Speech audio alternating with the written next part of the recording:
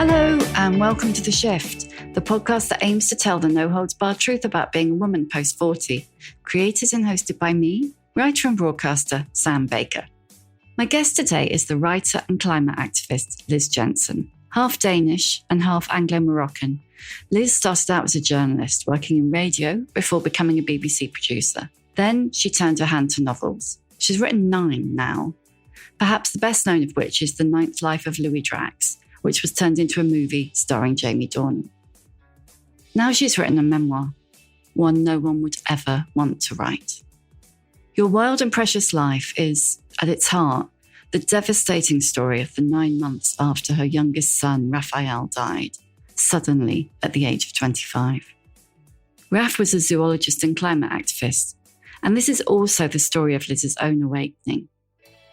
I feel what I feel. It gives me joy to know that they're around. And I think the other thing is I don't fear death. I think after you've lost a child, you don't really fear death yourself. Liz joined me to talk about surviving the loss of a child, translating grief into hope, and opening herself up to the natural world. We also discussed magical thinking, the concept of kairos, the unexpected solace of being part of the terrible club, and why she used to want to marry an ape.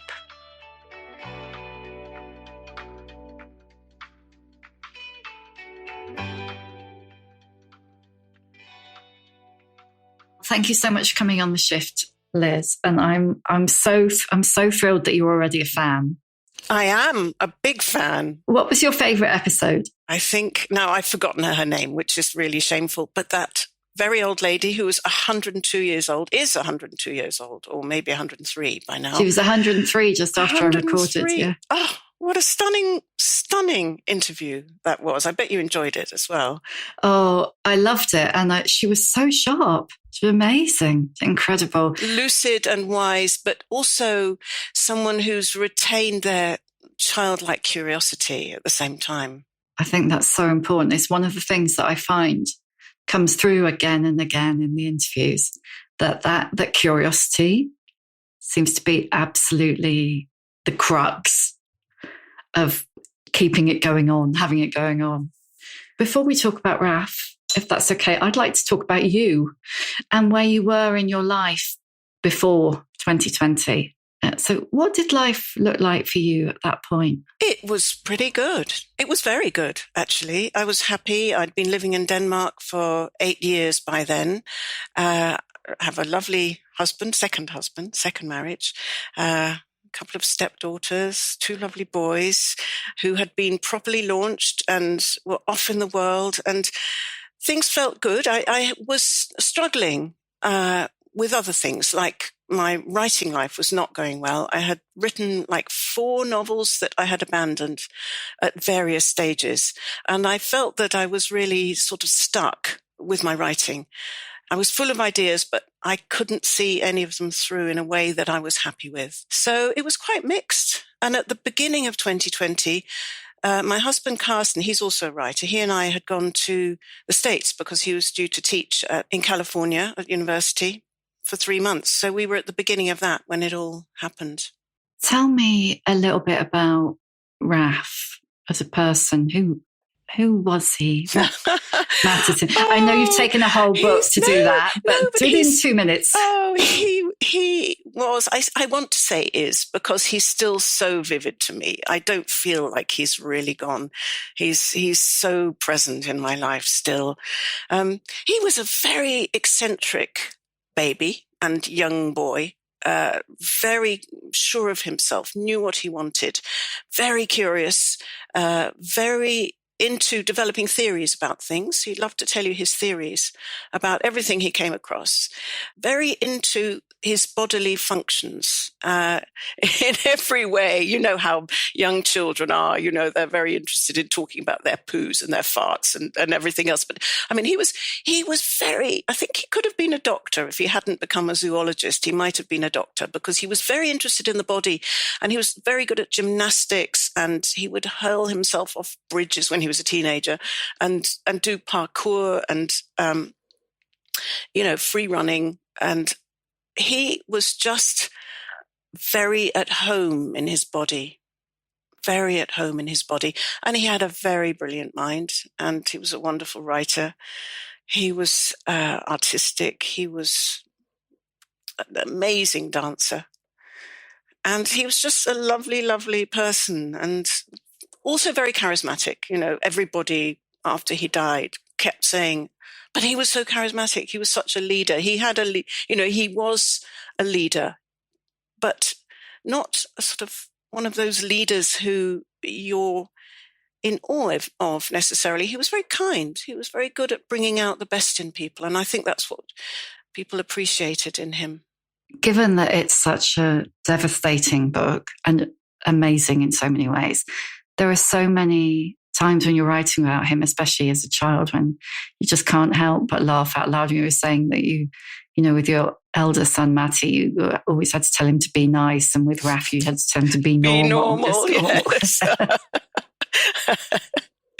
Yes, I'm glad that the humour comes through, because I think it is a book about the loss of a child, which could put a lot of people off, I think. But I hope it's about much more than that. It's really, for me, it's about how do you love life again when something so devastating has happened and you've lost something, whether it's a loved one or a way of life you were attached to, a marriage, a home, a landscape, a country.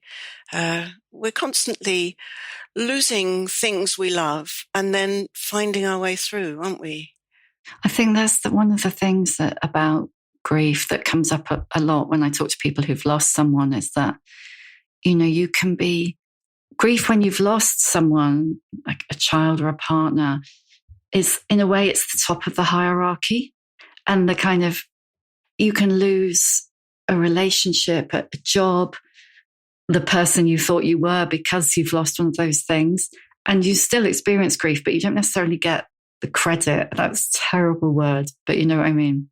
I do know what you mean about this, perceived hierarchy of grief. And, the fact is that many people who, when they've learned that you've lost a child, they think, okay, well, that's the worst. That's the absolute worst thing that can happen. And it is. I won't deny it. But I don't think it means that anyone else's grief is not important or not as important.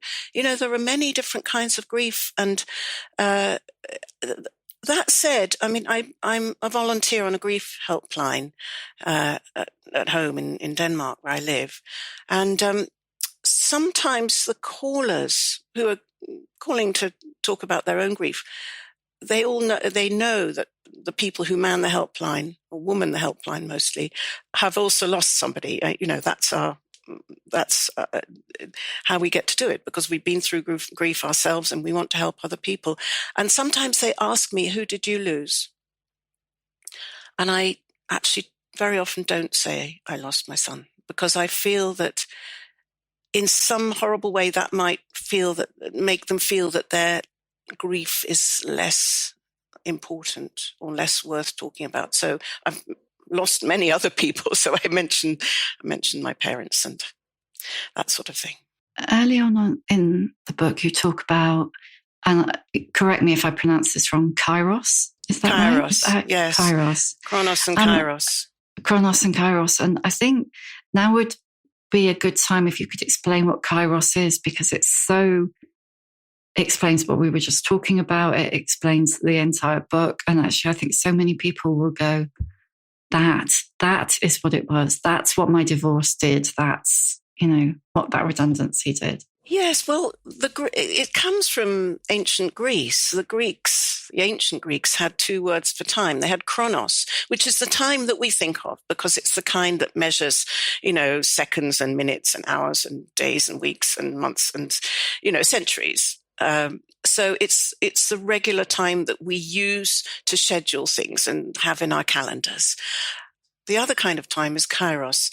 And Kairos is a moment that disrupts Chronos. It blows open time itself and your very notions of time, because it cuts across that linear time. You know how we're used to seeing time as a progression, It's in my head, it sort of starts on the left and moves to the right, perhaps because that's how we read. I don't know.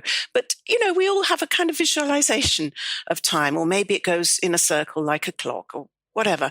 But Kairos just comes in and smashes up the whole clock, because a Kairos moment or a Kairos era, I think, I lived through a Kairos moment, but I think as a civilization, we are living through a Kairos era of massive change. But Kairos just blows everything apart. And that's what happened to me after Raph died. I mean, there was before he died and after he died. And the after he died was a period where I didn't really understand what time was. I didn't know what anything was. I didn't understand anything. The world no longer made sense, because that's what losing a child does to you. It just completely pulls the rug out from under your feet. And I think it disrupts your sense of chronology, because you are not supposed to outlive your child. There's something so deeply wrong about that. So it sort of blew my world open. I won't say it blew it apart. It blew it open. And at the time, it didn't feel like it had been blown open in a good way. But as the months went by, I began to feel, so blown open that I'm blown open to all sorts of things that I might have been closed to before. So it was a blowing open of my mind, I would say. How long do you think it took you to start to see it like that? I'm still in the process of seeing it like that. I don't think it was like, one day I woke up and suddenly I realized, there's a silver lining. Yeah. No, I mean, I still battle with it. I'm still, I suppose I'm not in deep grief anymore. It's been 4 years now. The first year was the absolute worst year of my life. The second year was the second worst year of my life. The third year was the third worst year of my life. But in the midst of the third year, good things began to happen. Chronos moves on, time moves on, and other people do things. Like my older son got married and had the most wonderful wedding. And then he and his wife got pregnant with twins, who were born just 3 months ago. And I got a dog, I mean, that was a choice, but things happen that make you realize that you cannot stay in that intense state of grief forever, even though at the time you feel you will. You feel there's no way out. You make the comparison in the book to pregnancy, and you call the first 9 months of the grieving process a reverse pregnancy, which I think that was amazing and so evocative. It just immediately brings you right there. Are you still measuring the time in that way? No, because something happened at the end of 9 months that made me feel I had moved to another stage. And I don't know how it happened, but somehow after I learned he had died, I had a very strong image that I was losing him from my body, and that I was losing him slowly over a course of 9 months, because he was in my body for 9 months. I mean, interestingly, when you are pregnant, even if it's a short pregnancy that doesn't, lead to a baby or anything like that, you can keep fetal cells in your body for decades. And knowing this made me feel, he's still inside me. And I do still feel he's inside me, but in a different way. I had to almost, in relinquishing him from my body, I also, after this 9 month period, found I had to give birth to something else. And in a strange way, that something else was myself. That something else was a new incarnation of me, the new me I would have to learn to become. So after that 9 months, I became a kind of baby me. It's ridiculous for a woman in her 60s to say something like that. But I was starting again in all sorts of ways. And the good thing about having an experience like that, even though I thought myself into it, I'm very suggestible. I can come up with a metaphor and then I live it. And that's what happened. I mean, I did actually feel like I was going through a birth experience at the end of that 9 months. But the good thing about it is you're open to all sorts of things. And certainly his death made me open to things I had not been open to before. I mean, I'm very fond of science. I'm very keen on, I always read science stories. I love science. I'm not scientific at all, but I read a lot about science. And Raph was a scientist. I mean, he was a wildlife biologist. My other son is a mechanical engineer. Their dad is an epidemiologist. So I was sort of, in the time in that marriage and with my own sons, I was very open to a lot of science. And that, I think, gave me this quite materialistic, in the scientific term, viewpoint. So if something can't be proven, it doesn't exist. And I realized after Raph died, that was just bollocks, Who says it can't exist just because science hasn't proved it yet? So I became open to the numinous, I guess I would say. I don't want to say God, because for me, God has such a kind of patriarchal ring to it that I can't bring myself to say it. And I'd rather say an entity or the numinous or, the unseen. That's what I'd rather say. And I became open to that. And I think that was a huge part of my healing. Just saying, okay, I don't know anymore. And that's all right. I don't have to be certain about everything. I mean, that was one of the things that struck me reading the book. But I think that's the thing that strikes me particularly about Western society as well, is we have to have the answer. It has to be black or white. We can't.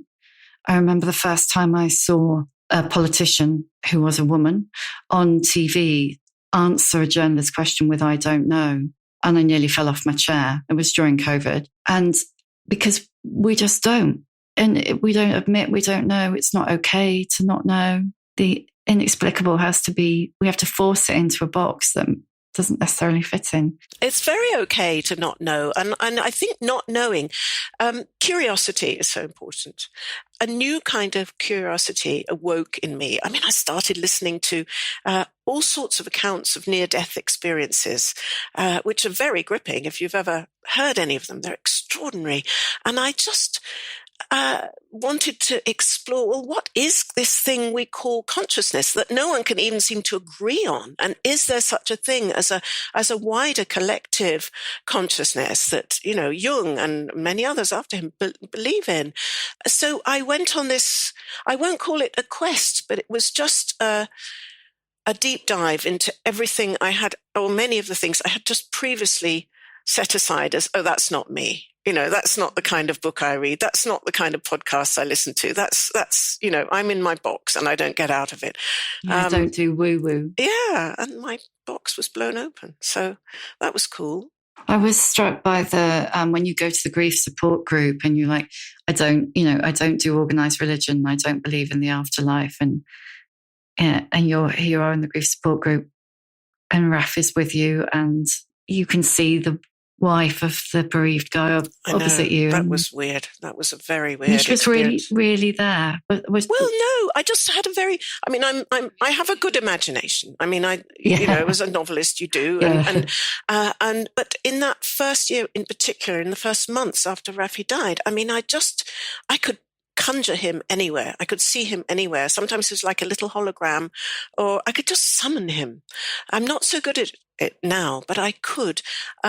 And I wasn't expecting in this grief group where we were all sitting around it was COVID time, so we were socially distanced and it was in this rather gloomy church crypt and it was run by a priest.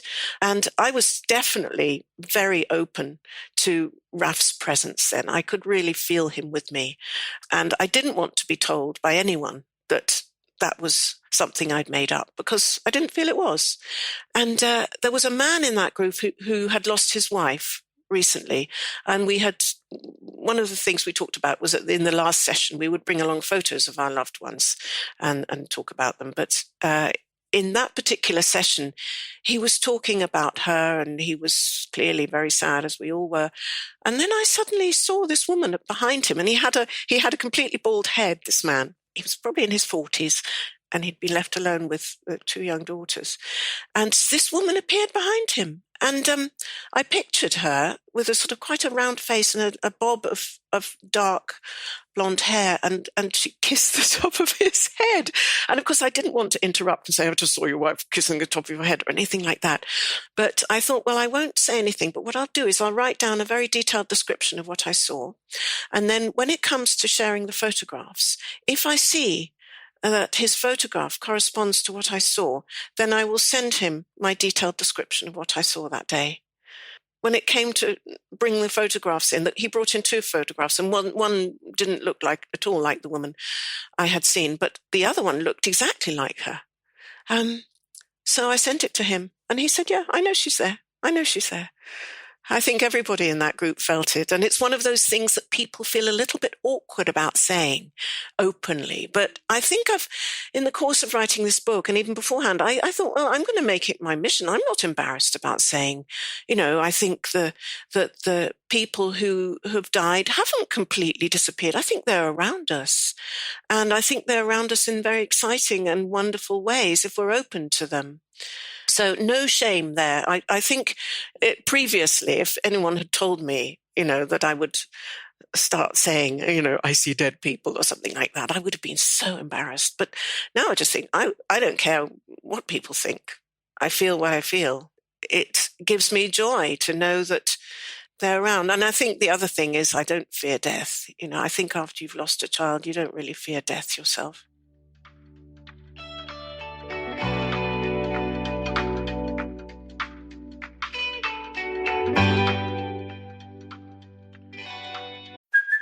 Hey, it's Kaylee Cuoco for Priceline. Ready to go to your happy place for a happy price? Well, why didn't you say so? Just download the Priceline app right now and save up to 60% on hotels. So whether it's Cousin Kevin's Kazoo Concert in Kansas City, go Kevin, or Becky's Bachelorette Bash in Bermuda, you never have to miss a trip ever again. So download the Priceline app today. Your savings are waiting. Go to your happy place for a happy price. Go to your happy price, Priceline. I wanted to ask you about the birds, about Raph and the birds, because it's so evocative, and it's so the opposite, it seems, of who you were before. That's true. That's absolutely true. But let me tell you about the fox first, because Raphael was a wildlife biologist, but he was also very much an environmental activist with Extinction Rebellion, and he was very, very committed to Extinction Rebellion and did lots of actions. And I have no idea how many times he got arrested. The time of his death, he was due to stand trial for vandalizing the Brazilian embassy in protest at the trashing of the Amazon. But anyway, he used the name Iggy Fox as an activist. And Iggy was short for Icarus. And he gave himself that name. It was sometime, I think, before he went to university. He called himself Icarus, or rather Iggy, and everyone at university and onwards knew him as Iggy. And when he was old enough to get tattoos, he designed the most beautiful tattoo of an Icarus wing on one shoulder. So it started as a piece of engineering, and then it spread across his upper bicep and down part of his shoulder. It was really very beautiful. There were some of his other tattoos I really didn't like very much, but that one was beautiful. So he was a kind of bird man in that sense. He didn't study birds much as a zoologist. He was more into cephalopods and vipers and big cats and things like that. But after he died, the night he died, an urban fox slipped into Portcullis House, which is part of the Parliament complex, went up 4 flights of stairs and shat in a corridor and couldn't be caught. And eventually they caught it and brought it down and sent it off into the night. And somebody sent me a clip of it being released from a cardboard box by these security guards. And people started texting me. I mean, I just landed in South Africa where he died, and I was in a state of complete discombobulation. But I started getting these texts about there was a fox that entered Parliament and shat on the floor. That's Iggy. That's him. That's a sign. And I must say, my reaction was, no, it's just a cute coincidence, it's just a cute coincidence. But then a few days later, I saw the bird. And this, for me, was the turning point and the moment when I thought, well, of course that fox was him. I think, was it before or after we'd seen his body in the morgue? I can't remember, but it was one particularly terrible moment. And I was on the veranda of the place we were staying with my older son, Matty, and he was smoking. And I think I'd probably started smoking again too for that while. And not surprised. Yeah. And I suddenly got angry with Raph. It was the only time I got angry with him after he died. I said, come on, Raph, we've had enough of this. Just come back. Like he was hiding or something. Just come back. And then this bird, this extraordinary bird, quite a small bird, sort of russet coloured, with a very, very long red tail, appeared from nowhere in front of us and did this dance. And it was a strange dance because it was a dance in a circle. If you imagine a circle, not flat in front of you, but standing up, it did this little circle and then it fluttered off. And in that moment, I just thought, that's Raph. And I said to my son, don't tell me that's not a sign. And he, being a scientist, said, no, Ma, I won't tell you it's not a sign. But, it's not, but I won't tell you. And I think it was at that point I sort of diverged and began to realize that when you call for somebody and they come in the form of a bird, for God's sake, trust it, It felt like it was him. And it was a bird that was very flamboyant, like he was, and it was showing off. It was doing a little dance. Yeah. Like he would have done. Yes. Yeah. And that happened again and again, didn't it? Yeah. And so now I've come to fully trust it. And lots of his friends just saw foxes everywhere. And foxes would appear. Sometimes I'd be having a conversation with one of his friends on the phone. And in the middle of the conversation, she'd say, oh, there's a fox. It's just staring at me. There was this sense that, made me think, well, he was very good at being alive. So why on earth shouldn't he be very good at being dead? Yeah. Yeah, and that seems to sum him up. Did you, when he was alive, like you say, he did free running and parkour and God knows what else. Were you constantly worried? I would have been if I hadn't made a decision after talking with him as well, because to not worry, to simply not worry. I mean, he was always the one I worried about when he was a child because he was quite weird. And he got into stupid scrapes and I'd never worried quite so much about Matty. He was more sensible and grounded. But anyway, I had to make a decision not to worry. And it happened when he was 18. And he left school at 17 because he was young for his year and he finished at 17. And then at just turned 18, he went to Mexico on his own. And he was a young 18. He didn't look 18. And he was taking his gap year, which he'd funded all by himself because he'd done a lot of acting when he was younger. So there he was, this 18-year-old who looked 16, launching himself with a fresh tattoo into teenage boys, the other side of the world. And I was desperately worried. I just thought something's going to go horribly wrong. And then as time went on and we Zoomed every now and then he called in and he kept saying, you can't worry about me. You mustn't worry about me. You have to trust me. And I just thought, yes, I do. And then a couple of years later, when he took a year, he was at university doing zoology and he had a year in Costa Rica. And he said, Mom, I'm going to study venomous snakes. Of course you are. Of course you are. What else would you study? But chill. Yeah. So I just thought, no, he's told me this for a reason. I'm not going to worry about him. And thank God I didn't. From then on, I mean, it wasn't that his life stopped being dangerous. I mean, he got dengue fever. He was taken ill up a mountainside in the middle of nowhere and had to be on an IV, carried by other people. And, all sorts of things happened that could have been life-threatening. And I often heard about them sort of well after the event. But I'm so glad now that I didn't worry about all the many, many things I could have worried about, because in the end, he died of something I didn't even, that no one could have known about, that was completely other than anything I could have imagined. And so I'm so, so glad I just let go of that worry. Yeah, I mean, he had a heart defect, didn't he, that was undiagnosed. That's right. That's right. And whether he was born with it or whether it developed in teenage years, it's really hard to tell. But it was simply invisible and symptomless, and it felled him. He was running with a group of people in South Africa. He was on an anti-poaching course because he wanted to make a film about poaching, wildlife poaching.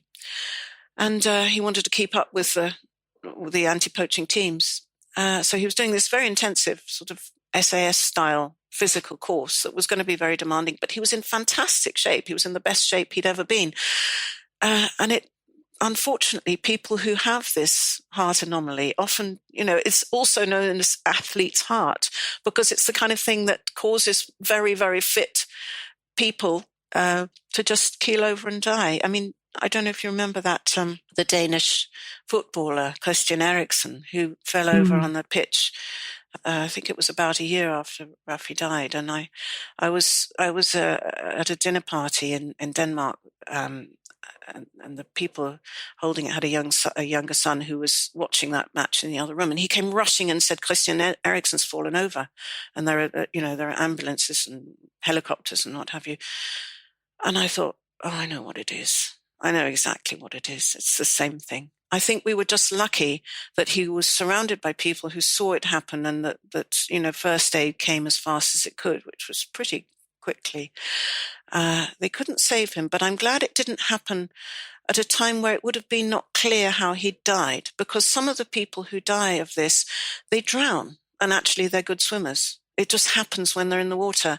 So there's a lack of clarity, and at least here, we can be 95 to 98% certain this was what killed him. What other coping mechanisms did you use? I mean, you had the extreme misfortune to go almost straight into COVID. Well, it wasn't a misfortune, actually. It was a blessing. COVID really suited us. And we were also, incidentally, very lucky he didn't die like a week or two later, because that would have made just getting there and getting back again and, everything would have been much harder. But by the time Carsten and I got back to Denmark, it was March, and there was an early lockdown in Denmark. And it was wonderful in the sense that we needed to cocoon, and the whole world was cocooning.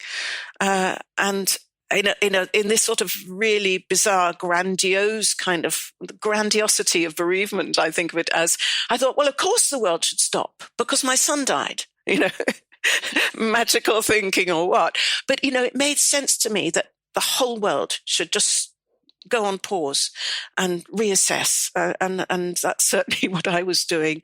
But it took the pressure off, the people who very kindly wanted to come and visit you and things, they couldn't. And I was very glad of that. I had phone conversations with those who I could summon the energy to talk to. But in the first 3 months, I had no energy. I mean, I lay on a sofa like a Victorian invalid, unable to do very much at all. I was simply overwhelmed by the whole enormity of grief. And I spent a lot of time crying. I cried every day, almost like clockwork, round about 5 o'clock. It was like this storm of misery. I mean, it had been building and building and building all day. And then I would let it out in this, huge crying jag. And my poor husband, he'd go into the kitchen and play music because he learned very early on he couldn't comfort me. No one could comfort me while I was crying. But actually, you ask what helped me, and crying was one of the things that helped me. I think I needed to express it. I needed to get it out. I think from quite early on, I realized I'm not going to run away from my grief. I can't anyway. But even if I wanted to, I'm going to, instead of blocking it out or trying to do things to ease the pain, I'm just going to surrender to it. I'm going to let it in, and I'm going to let it roll through me and let it do whatever it needs to do. And it's very, very physical grief. It happens very much in the body.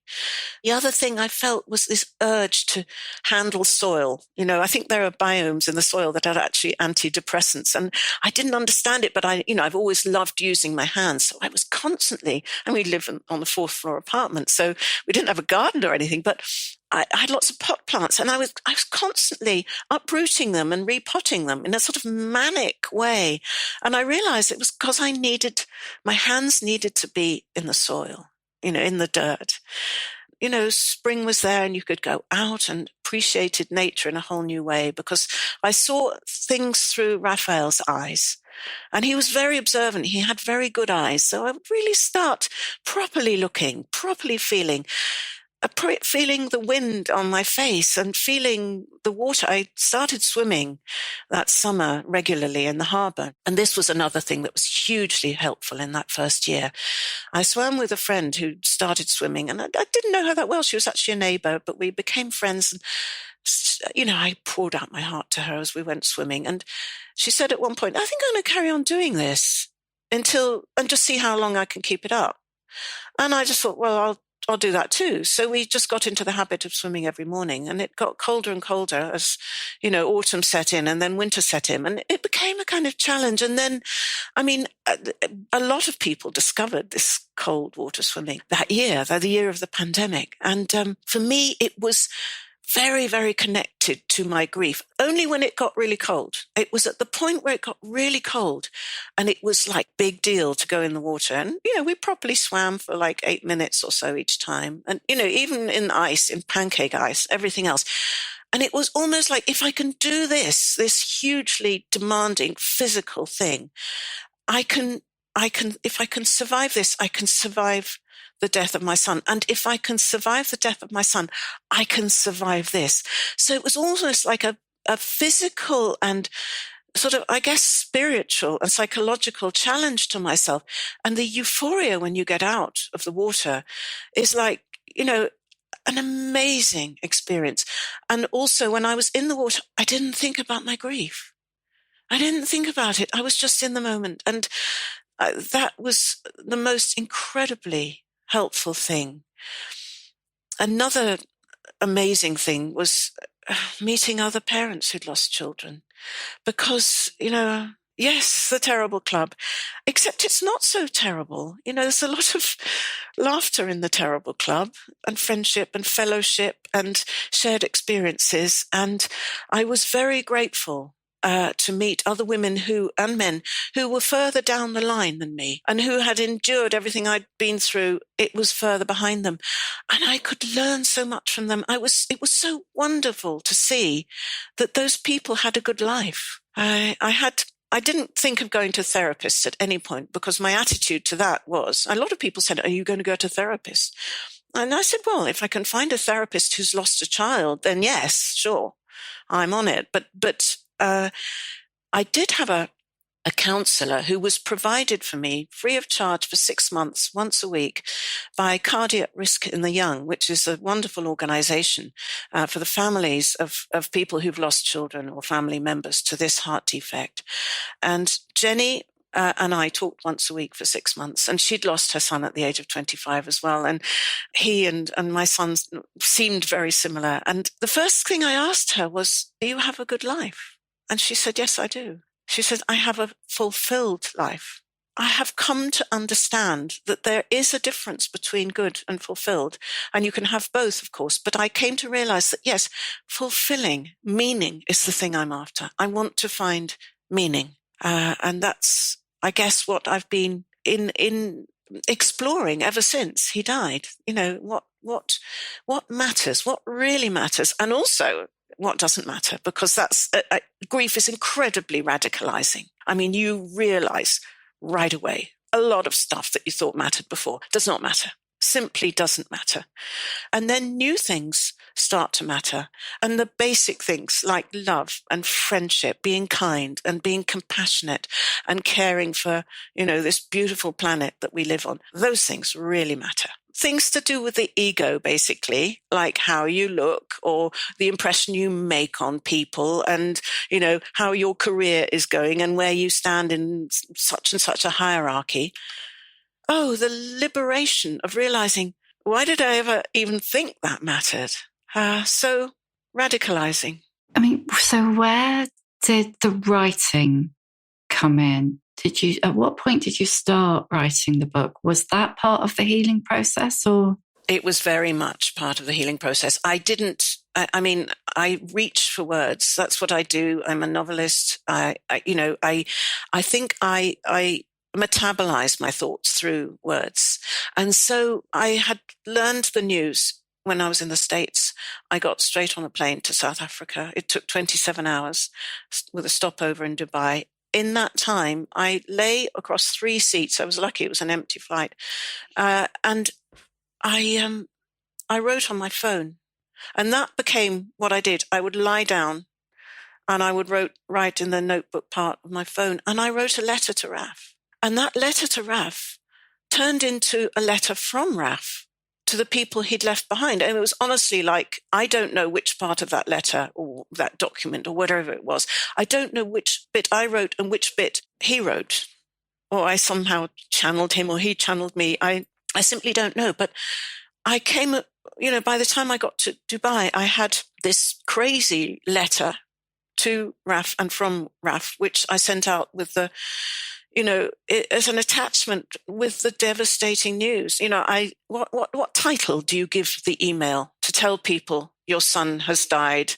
I wrote devastating news. I simply wrote devastating news. And then I wrote very briefly that Raphael was dead. And then I attached that document. But I carried on writing. I lost words for a while. I think that time in South Africa, I couldn't even think, let alone write.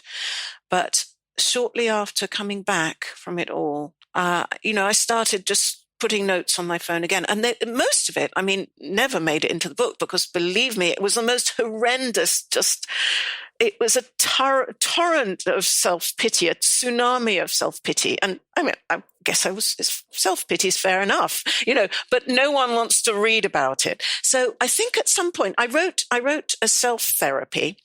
And then after, I guess it was around about that 9-month period, I thought, God, I've got a lot of documents here, which I kept sending into a file and didn't really think about. And I thought, well, maybe I should read them. And then I read them. And then I thought, most of this is just awful. No one's going to want to read it. But I was very aware that I'd read a lot. I went into a sort of crazy, well, not crazy, life-saving, actually, exploration of, I got hold of all the grief books, like grief memoirs and books about life after death and the afterlife and consciousness. I just devoured them. I stopped reading fiction altogether. But I hadn't actually read a book that had really helped me hugely in the immediate aftermath of losing. Yes, I was going to ask, was there anything particularly good that particularly spoke to you? Or Well, Joan Didion is, that's a classic, The Year of Magical Thinking. And then after her daughter died, she wrote another memoir, which is also very good. There's some really, really good stuff out there. But I just felt I might be able to help someone, not actually just in my situation, because, the grief about losing Raphael was kind of nested in a much wider grief that I had been feeling and he had been feeling. And I think many of us are feeling about the climate and ecological emergency, about the, crisis that this planet is in, everything we're losing.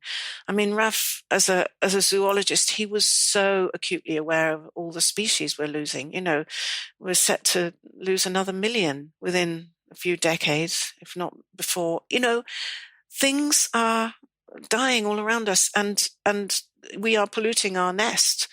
And so I wanted the book to reflect other kind of sorrows, other means of addressing the different kinds of sorrows as well. Because to me, it's really important to not just present the grief and say, this is how much it hurts. It's really, okay, what are you going to do with that? What are you going to do, not just to feel better yourself, but to actually see the world in a new kind of way that can be of value to other people? You say several times through the book that you're not the same person you were before. Who are you now? Oh, that's a good question. I'm me. I think I've intensified aspects of myself that were latent all the time. And I've jettisoned other parts of myself that I realize aren't doing me any good and that I don't need. So I think I've somehow, I think anyone who loses someone else is just much, much more compassionate to other people and more. And I give people the benefit of the doubt much more because you can never, somebody might walk around with a very sort of sour face and you think, oh, there's a grumpy person, but they're probably in deep pain, or they may well be in deep pain, or you simply don't know what's happened to someone. Do you remember? I hope they don't still do it, but when I was younger, men were always saying, cheer up, love, it might never happen. Oh, they do still do it. do they still do. that? Oh, and you God's just want to sake. smash their face in, because how do they know what you're going through? And how dare they comment on your expression? How dare they? Might just be your face, exactly.